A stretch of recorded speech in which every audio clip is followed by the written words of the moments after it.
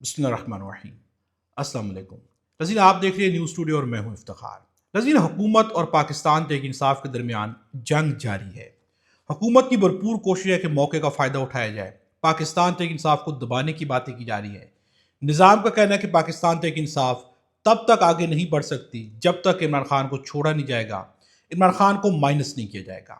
لیکن پاکستان تحریک انصاف جو ہے ان سے کہا جا رہا ہے کہ آپ جو اڈیالہ کے باہر آئے تب بھی سختی ہوگی، اسمبلی کے فلور پر اگر آئے، وہاں پر عمران خان کا نام لیا، وہاں پر کسی بھی قسم کا احتجاج کیا تو آپ کے خلاف سخت کارروائی کی جائے گی۔ لیکن پاکستان تحریک انصاف جو ہے اس خوف کے انڈر نہیں آ رہی، بلکہ اس خوف کے بت کو مسلسل توڑے جا رہی ہے، آگے بڑھتی جا رہی ہے۔ آج جو چیزیں آپ کے سامنے میں رکھنے لگا ہوں اس میں آپ کو واضح ہوگا کہ ایک جانب سے دھمکیاں لگائی جا رہی ہیں تو پاکستان تحریک انصاف ان کا جواب کیسے دے رہی ہے۔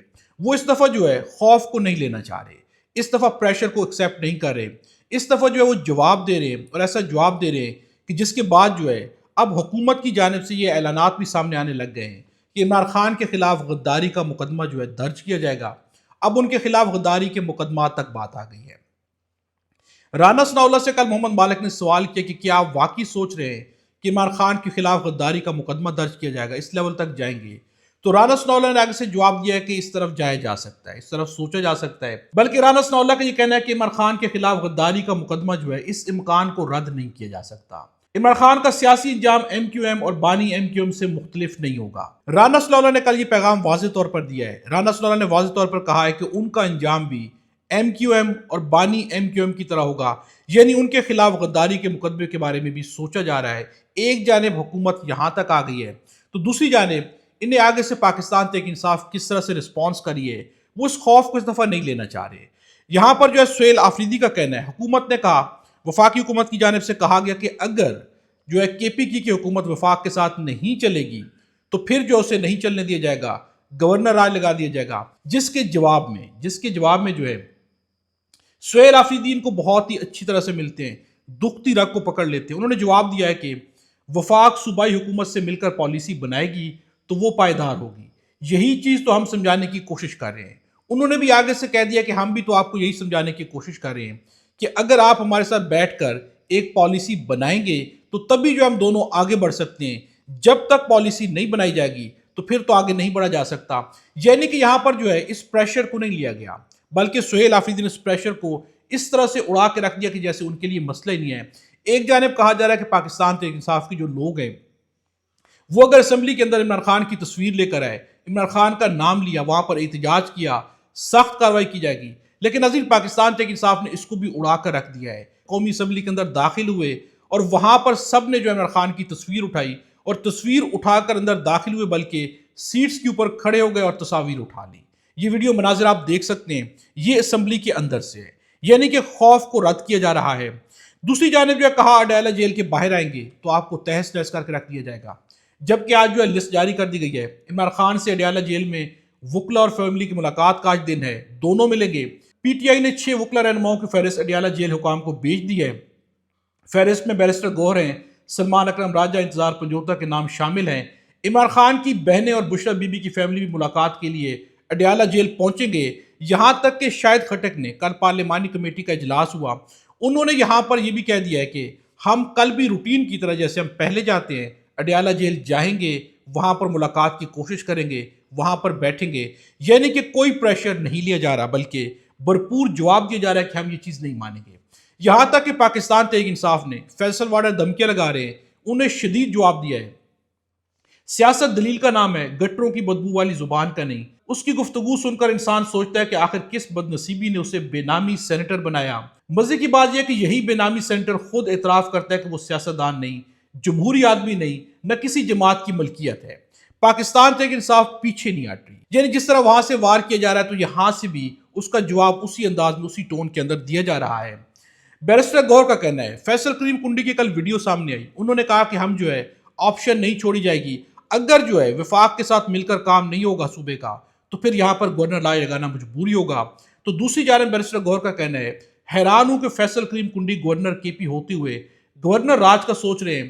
خیبر پختونخوا میں انشاءاللہ گورنر راج کبھی نہیں لگے گا، ہم چاہتے ہیں بہتری کی طرف جائیں، صوبے میں مسائل نہ ہوں۔ گورنر راج تو ایک اشارہ ہے، یہ چاہتے ہیں صوبے کے حالات خراب ہوں۔ بیرسٹر گوہر نے کہہ دیا کہ آپ KPK کے گورنر ہیں. آپ یہ سوچ بھی کیسے سکتے ہیں کہ وہاں پر جو اس وقت عوام کا رد عمل ہے، عوام کے جذبات ہیں، اس کے بعد جو آپ گورنر راج وہاں پر لگا سکتے ہیں. یہ سارے وہ پیغامات ہیں جو کہ واضح طور پر دی جا رہے ہیں. دوسری جانب جو ہے حکومت کی جانب سے اسپیکر کی جانب سے آفر بھی کی گئی ہے. اسپیکر کا کہنا ہے، انہوں نے آفر کیا عامر ڈوگر کو. اسپیکر قومی اسمبلی نے کشیدگی میں کمی کے لیے کردار ادا کرنے کی پیشکش کر دی. میں اپنا کردار ادا کرنے کے لیے تیار ہوں. اداروں کو برا بھلا کہنے سے کچھ بھی حاصل نہیں ہوگا. میں نے عامر ڈوگر کو خط لکھا ہے، جیسے ہی عدالتی معاملات ختم ہوں گے اپوزیشن لیڈر کا عمل شروع ہو جائے گا.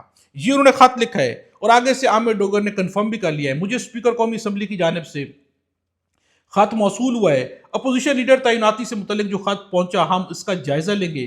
ہماری خواہش ہے کہ سینیٹ اور قومی اسمبلی کے لیے اپوزیشن لیڈر کا معاملہ حل کیا جائے. انہوں نے بھی اس کو جو ہے خوش آئند کہا ہے، اس کو ویلکم کیا ہے. اب جو دوسری جانب سے پھر دھمکیاں ہیں، وہاں سے فیصل واڈا کی پھر دھمکی آئی ہے. خرم ذیشان سینیٹر نہیں رہیں گے، وہ شہیدوں کو گالی اور فوجیوں کو جان سے مارنے کی دھمکیاں دے رہا ہے.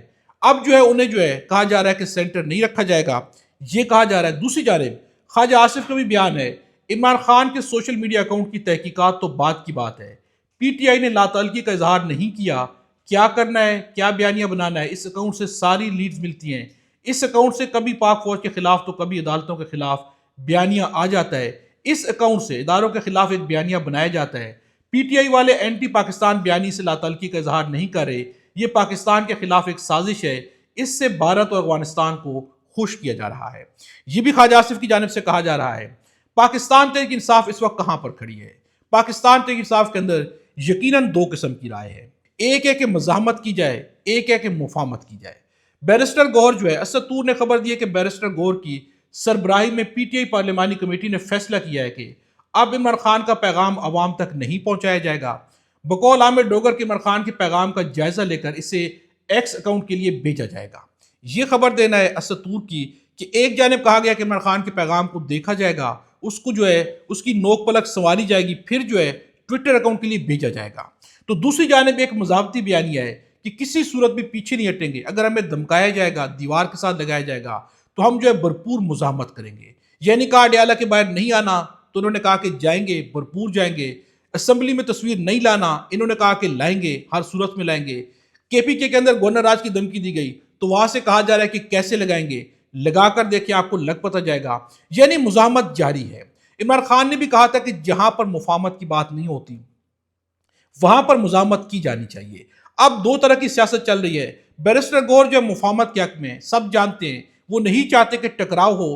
ان کے اندر ایک خوف بھی پایا جاتا ہے، وہ گھبراتے بھی ہیں، سب کچھ ہے. لیکن دوسری جانب مزاحمت کی سیاست بھی جاری ہے. سہیل آفریدی اور ان کا جو گروہ ہے وہ مزاحمت کی سیاست کرنا چاہتے ہیں، لیکن مزاحمت کی سیاست جو ہے وہ آئین اور قانون کے دائرہ کار سے باہر جا کے نہیں کرنا چاہتے. ان کا کہنا ہے کہ ہمارا جو بھی آئینی دائرہ کار ہے، جو بھی آئین اور قانون ہمیں اجازت دیتا ہے، اس کے اندر رہتے ہوئے ہم مزاحمت بھی کریں گے. ہم جو ہے جہاں پر یہ مفاہمت کی بات کریں گے اور آئین اور قانون کے دائرہ کار کے اندر کریں گے تو ہم مفاہمت بھی کریں گے. یعنی کہ مزاحمت کا مطلب یہ نہیں ہے کہ ہم آئین اور قانون کو توڑیں گے. ہم ایسا کام کریں گے جو ریاست کے لیے نقصان دہ ہو، ایسا کام کریں گے جو آئین اور قانون کے خلاف ہو، ایسا کام کریں گے جو اشتعال دلاتا ہو. تو ہم ایسا کچھ بھی نہیں کرنے جا رہے، نہ ہم نے ایسا کچھ کیا ہے، نہ اس طرف ہم بڑھنے کی کوشش کر رہے ہیں. نظر یہ دو طرح کی چیزیں جو پاکستان تحریک انصاف کی جانب سے حکومت کو جو ہے دی جا رہی ہیں. یعنی کہ ایک مفاہمتی سیاست ہے، ایک مزاحمتی سیاست ہے، لیکن دونوں کا کہنا ہے کہ ہم آئین اور قانون کے دائرہ کار کے اندر رہتے ہوئے سارا کچھ کریں گے. نظیر اب آپ کے سامنے میں دو خبریں اور رکھتا ہوں. ایک خبر بہت افسوسناک ہے، بہت ہی افسوسناک ہے. ایک خبر یہ ہے کہ عادل راجہ کو ایک اور جھٹکا ملا ہے. جج نے عادل راجہ کو بریگیڈیئر راشد نصیر سے عوامی سطح پر معافی مانگنے کا حکم دے دیا ہے. معافی 28 دن تک عادل راجہ کے ایکس، فیس بک، یوٹیوب اور ان کی ویب سائٹ کے پیج پر موجود رہے گی. عادل راجہ کو 22 دسمبر تک ہرجانہ اور عدالتی اخراجات کی مد میں 3,10,000 پاؤنڈ ادا کرنے ہوں گے. یہ ان کو کہا گیا ہے. یہ عادل راجہ کے بارے میں برطانیہ سے فیصلہ آ گیا ہے. ایک افسوسناک خبر سامنے آئی، یہ افسوسناک خبر ہے. ناظرین اس طرح کی خبر، یہ ویڈیو آپ سامنے دیکھ سکتے ہیں. اب یہ جس زبان میں گفتگو کرے وہ آپ کو سمجھ نہیں آنی، لیکن خبر کیا ہے؟ یہ شخص جو ہے کوہستان کا ہے. کوہستان کندیا سے تعلق رکھنے والا ایک بے بس باپ کی فریاد دل چیر کر رکھ دیتی ہے. اس شخص کے مطابق اس کی بیٹی شدید بیمار تھی اور وہ ایمرجنسی میں اسے اسپتال لے کر جا رہا تھا، لیکن افسوس راستے میں ڈیم کا تعمیراتی کام جاری تھا اور بار بار منتیں کرنے کے باوجود بھی روڈ نہیں کھولا گیا. وقت پر اسپتال نہ پہنچنے کی وجہ سے وہ معصوم بچی زندگی کی جنگ ہار گئی. آخر کس جرم کی سزا اس مظلوم باپ کو ملی؟ کیا انسانی جان کی کوئی قیمت نہیں ہے؟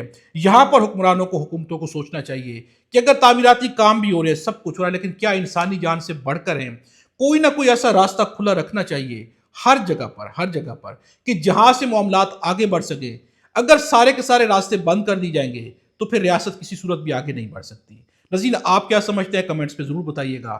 خدا ہم سب کو اور ہمارے وطن پاکستان کو اپنی حفظ و امان میں رکھے۔